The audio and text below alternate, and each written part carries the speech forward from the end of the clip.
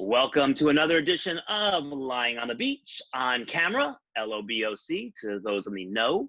I'm Steve Greenberg with Lois Whitman-Hess. And today our extra special guest is someone who's familiar to all of you. He's part of our LOBOC family. It's David Nieves. Am I pronouncing it right, David? That is correct. David Nieves. And we're going to be talking to David about the fact that he got married on a Zoom meeting because of the pandemic. We'll talk about some of the details of the whys and the hows and all that. But first, I want to point out that the ultimate wedding gift is, of course, the handle stick. And I'll have more about the handle stick coming up later, but it is the must-have phone accessory that adds stylish jewelry and usability to your smartphone. So we'll talk about that in just a minute. And again, Handle Stick is the sponsor of Lying on the Beach OC, powers us. We love it. It loves us. So we'll talk more about that in a minute. But first up, let's talk about David's wedding. And even before we talk about it, why don't we take a little look at the ceremony? So show us what you got there, David. So get ready, pull out your tissues, everyone. This is always a little emotional. There we go. Let's roll on it and make it full screen. Yeah. Oh. No sound? There's David. Well, we can do the play-by-play. David and his now lovely wife, Bridget, is it David? Bridget? Yes, Bridget. Okay. And it's in the dining room of someone's home. We'll find out more details in a minute, but this is, you can see up along the top, all the folks who attended the wedding, including Lois in the upper left-hand corner there. And the priest is Nathan on the upper right-hand corner. Oh, and there's Nathan, the priest, yes, who actually David, you can't give us any audio? Let me see. Can you hear it? No, I can't. But you know what? It's still beautiful. We get the idea. People can see what it looks like. So you've got the guests are all in attendance via Zoom. The priest is there via Zoom, and there is the actual ceremony. You can see the two of you. And the flowers, the balloons. David, who decorated the table? It was my mom and my aunt. They decorated. They did a gorgeous job. They did a beautiful job. Plus, it's very theatrically right. The Mr. and Mrs. You're both on the right beautiful. Side. It's just beautiful. Just gorgeous. I was so impressed. Yes.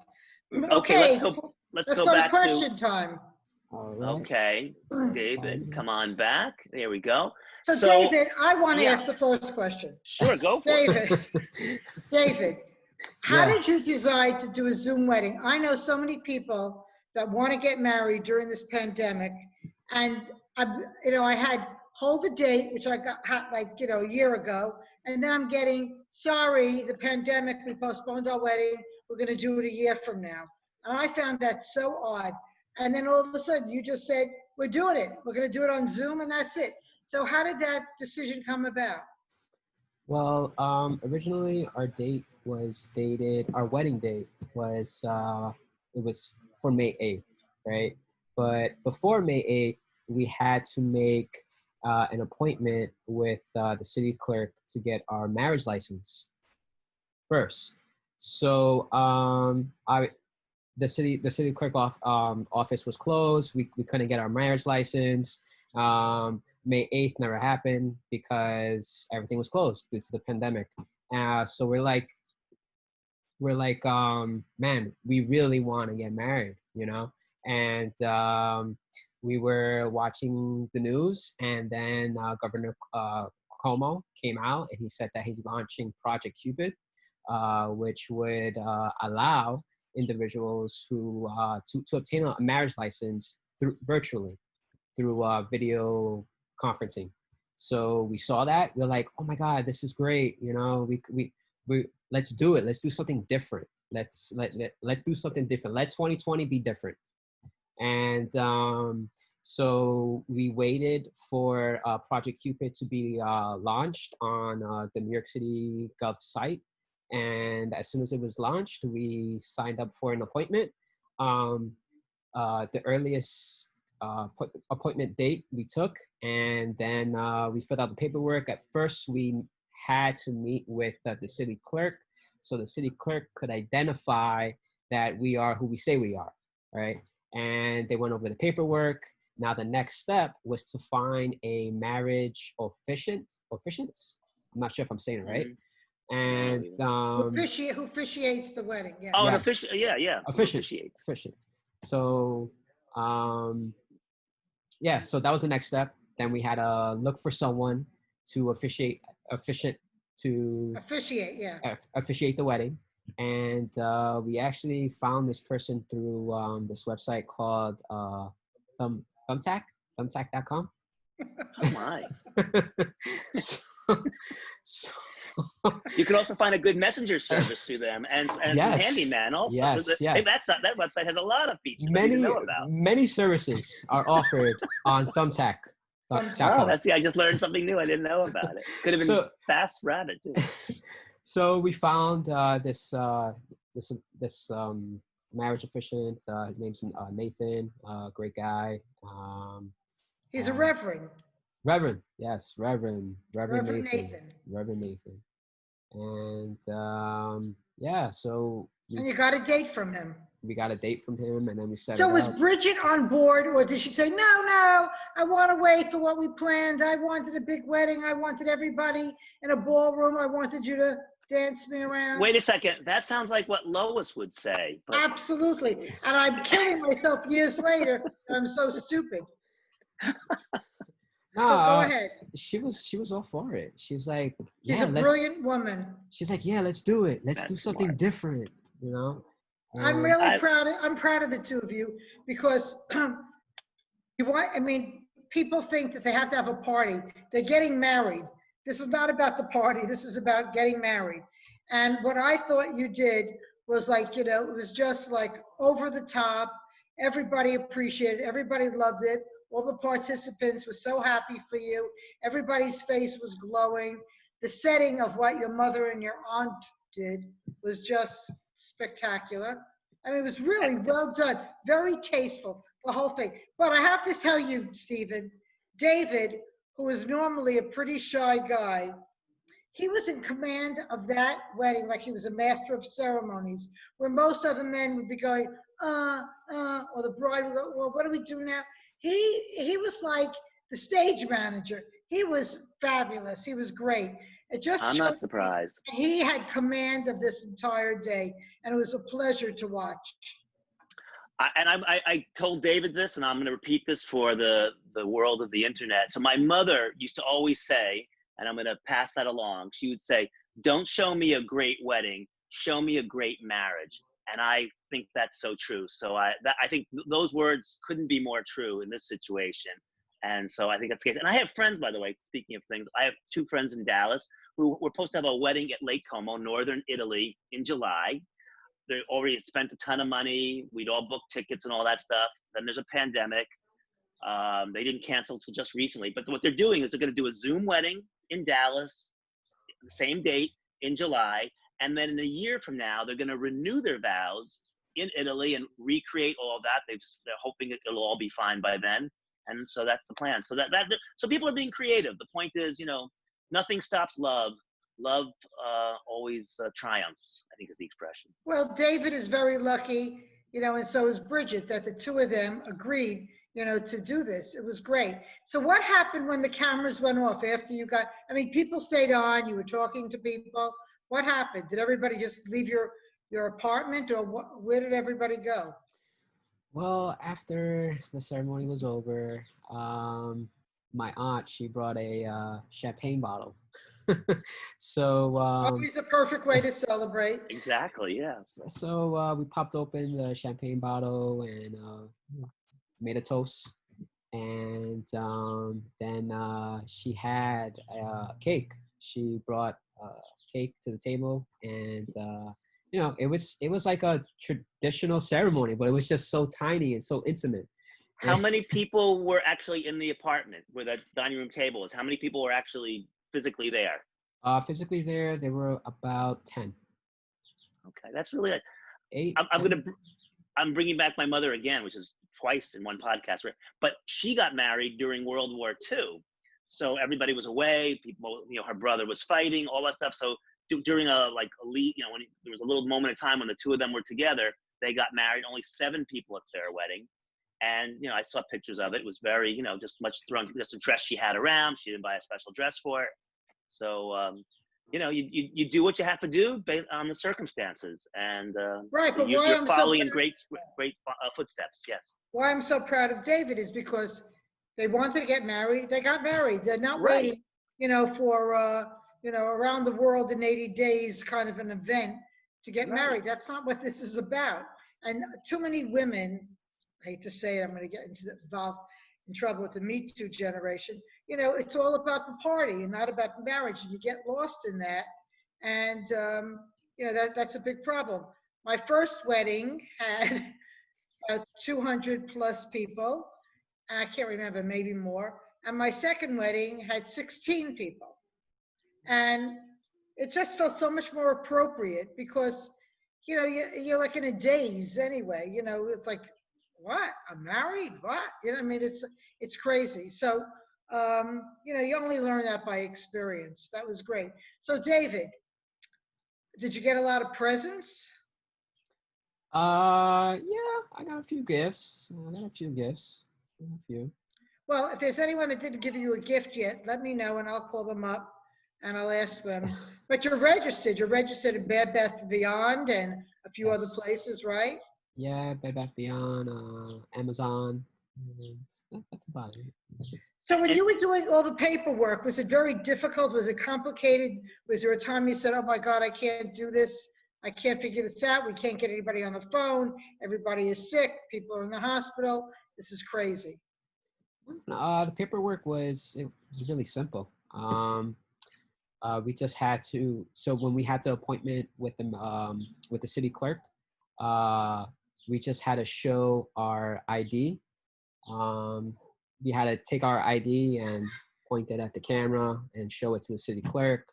And that's the Project Cupid part, right? The Project Cupid part Yes. isn't the wedding; it's the The marriage paperwork. license that Cuomo approved. So this way, you could not wait online; you could just do it on basically a little mini Zoom call to the clerk's office. Yes, correct, Okay, correct. I just need to make it clear to people. Yeah, that's great. Mm-hmm. Don't you think that's a little weird? In the middle of the pandemic, when people were dying by the thousands, he came up with Project Cupid. I mean, No, because there are people. I'm sure there were a lot of people who were requesting, like, hey, you know, you're stopping permitting, you're stopping this. Well, some of us want to get married, and when he heard that, he's like, okay, let's see if we can find a solution. How can we make marriages legal, but not make them come down to City Hall or the clerk's office or wherever it is? So that's what I was actually listening to that. You know, I listen to Cuomo every day, and I was like, oh, what a great idea. And also he was happy. If you watched his face and everything, it was so nice to have, instead of talking about hospitals and needing supplies and PPEs and all that stuff, he was thrilled to have something positive to talk about. So he seemed to actually relish in the giving out this news. And it's so great that you'll always be a Project Cupid marriage. I think that's great. So David, after the ceremony, how did you get the official papers and everything? So after the ceremony, we had to send Nathan the form, the marriage license, because he had to sign it. So he has to sign it, and then he has to send it back to me, so I could upload it on the Project Cupid website. God, So, that's amazing. So after I upload the signed marriage license on Project Cupid, then I think it was like a week later, or I think like a week later, I got the official marriage license in the mail. So, but if you didn't sign right away, and didn't you have to have witnesses also? I mean, Yeah, were you really married after on the Zoom call? Yeah, because there were many witnesses, but filling out the paperwork in the bottom, it asked for 2 witnesses. So I had my mother and my aunt signed. Very nice. And do you know if Project Cupid is going to continue after the pandemic? Is that how they're going to keep doing things, or are they going to go back to the old way? Or you probably don't know. I don't know. I don't know. But I think through this experience, I think they should have a choice whether or not the individual wants to do it. How do you like that? Through virtual or So David, Oh, I was going to ask you a question after, I forgot the question. That's okay. So, oh, no, I know. There was this very strange feeling I had during the ceremony. You were instructing Reverend, what's his name again? Nathan. Yeah. Which is a very Jewish name. You were instructing him like you knew him. I was like, wait a minute, what did David do here? I mean, like, okay, Nathan, are we ready? Okay, Nathan, should we go here? Nathan, do you think we should, what do you think? I mean, he was like a buddy of yours. How did you meet? I mean, did you have like a dress rehearsal with him? How did that work? No, there was no dress rehearsal. Everything was done through email. Communication was done through email. So when you saw Nathan on the Zoom, was the first time. That was the first. You never had a conversation with him? No, I never spoke to him. You must have been drunk or high, because you're like, okay, Nathan, we're ready. Nathan, are you ready? Yes, David, I'm ready. All right, should we go here? Yeah, that looks good. That's good. Okay. I mean, you were talking to each other like you knew each other forever. Didn't you think that was weird, or you didn't even notice it? I didn't even notice it. He wasn't drunk. He wasn't high. He was just in love, Lois. He was just in love. I just wanted it to get done right. That's all. That's right. It was not right. It was perfect. I never saw anything so organized. The Zooms didn't go in and out. Nobody like tried to overtalk you. You were in charge. Everybody was there like it was an audience. And it was amazing. And Nathan was the appropriate person, right, David? Yeah, definitely. He was the right guy. David is the new take charge guy. And speaking of take charge, this might be a good point to talk about something that always takes charge of your phone, and that would be the handle stick. Lois, do you have your handle stick right there? I don't go any place without it. She doesn't go anywhere else. It's the must-have phone accessory that adds stylish jewelry and usability to your smartphone. As you can see, she has it in the kickstand mode. Now it's off the kickstand mode. You can also hold it with it as well. So it utilizes a brace system that effortlessly lets you grip the phone, whether you're speaking, texting, or taking a selfie. It feels like the phone is floating in your air. And then when you set it up like a kickstand, you can then use it vertically or horizontally. So it's great for Skyping or Zooming or whatever you use your phone for. Definitely helps you multitask. And yes, you can wirelessly charge your handle stick right through the handle stick. Just put it right on top of the wireless charger. It goes right through it. You can put the handle stick directly onto the phone itself, or you can put it onto the phone case that you love so much. So it can work either way. More than 40 different styles, including animal prints, fun glitter, sophisticated carbon fiber patterns. The handle stick starts at, David, how much does the handle stick start at? $10. That's right, at just $10. So wait a minute, I have something to add. I found out this morning that if you go on the Handle website, which you will announce in a minute, they now have these sticks that you could customize with your baby's face on, your sweetheart's face, your signature. You could put a celebrity on there. You could draw something, and it's about $17. It's going to be the sensation of the world. Oh my God, that's a great idea. People realize this is adhesive. I've been using this for months, since January, and it does not come off. And when people, I mean, I could put a photo, of my husband or my dog or my cat. People are going to love it because they're really going to feel like this is their phone. And if you want to find out more about the handle stick, there's only one way to do it, and that's to go to the Handle Stick website, which is handle, HANL, NewYork.com. That's HANDL, New York, spelled out, .com. You can find out everything you want to know, including this breaking news that Lois just gave us about adding a family photo or a team or whatever you want to the handle stick. And again, it's just this piece right here, and that goes onto your phone or goes onto your phone case that you use right now. So check it out. And of course, it makes an absolutely wonderful wedding gift. And David, don't you agree that would make a great wedding gift? Oh yeah, totally.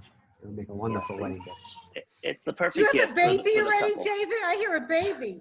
Did you have a baby before you had the Zoom wedding? No, not yet. Not yet. That's too. Oh, That's too Who's the funny. Who's that baby crying in the background? Who's that That- baby? That's my niece. That's Oh, my niece. okay. And I also, if you listen very carefully during this, we had some ambient noise of lovebirds right outside David's window. I Let's see if you did can hear the it, David. chirping. David, let's hear it. You hear it? I hear something. Yeah, birds. I heard birds during this Yeah. whole You thing. know, love does that. Love does that. It brings the birds and everything. That's beautiful. I may cry a little bit. Well, David, congratulations. That was, Thank you. I mean, really, your wedding was something that we'll always remember. That's why I put it on my blog without permission from you. Or maybe Oh. I asked you, I don't know. I put it on YouTube and you just played it. And oh, David, is there any way you could do after the wedding how the two of you rocked each other? Oh yeah, that was a. Yeah, let's end with that, because that, to me, I really started crying, because I mean, so many people are so focused on other things during their wedding, and they were so happy, Steve, that they actually rocked each other afterwards. And it was very, very special. All right. Okay, let's see if he can bring it up. Let's take a look. I'm actually gonna play. I'm actually gonna play it. I'm gonna play the clip because Lois, what I sent you was a GIF. I know, you never gave me the real thing. After this, I want you to send it to me, because I'm going to do another thing on this. Okay. Uh-oh. That's nothing. Okay. Just do your thing. All right. So this is it right here. You're going to get a little closer. Okay, Oh, look at I'm that. Look at this. Did you ever see? Oh, watch us, Steve. Oh. Where's the music? Oh, there's no music. Oh, you said you. Oh, that was good. Yeah, you see, look at the man took control. And look at Nathan. He's so happy. Nathan put this on it. Nathan, Look at you Lois put and it down there, Elliot Nathan. smiling. Yeah. And Nathan put this on his resume to say another successful ceremony. Digitally performed. Very cool. David is progressive on everything he does. I no argument there. That's why he's the engineer of LOBOC. Come on, we'd only hire the best. Yeah. I think this is a good time to. Yes, we wrapped it up. Absolutely. Okay, so David, congratulations to you and your lovely bride. We wish you only happiness. Bridget, your lovely bride. We wish you only happiness. And once again, I'm Steve Greenberg with Lois Whitman-Hess. And we're with David Nieves. And we have been lying on the beach. Mazel tov, David! Yay! Mazel tov! Hey. Thank you. Mazel tov. Bye. Bye.